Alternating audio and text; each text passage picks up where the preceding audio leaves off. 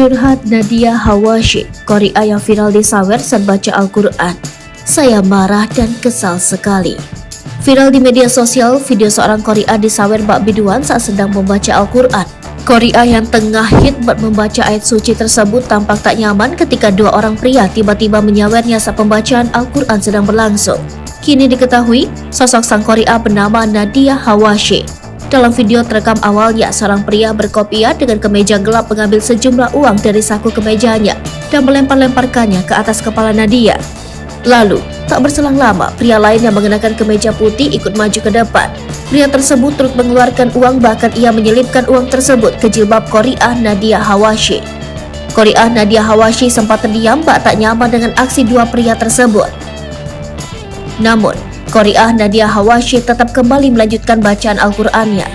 Kini melalui media sosial Instagramnya, Korea Nadia Hawashi menjelaskan, kala itu ia diundang untuk mengisi acara Maulid Nabi Muhammad. Korea Nadia Hawashi mengatakan ia tak tahu akan disawer. Di media sosial beredar video yang merekam dua orang pria menyawer Korea Nadia Hawashi saat melakukan tilawah Al-Qur'an. Korea Nadia Hawashi mengaku saat disawer oleh kedua pria tersebut, ia merasa sangat marah dan kesal. Tetapi dirinya tak bisa menghentikan begitu saja bacaan Al-Qur'annya. Setelah selesai tilawah Al-Qur'an, Korea Nadia Hawashi langsung turun dari panggung dan menegur pihak panitia acara yang merasa tak dihormati atas tindakan tersebut.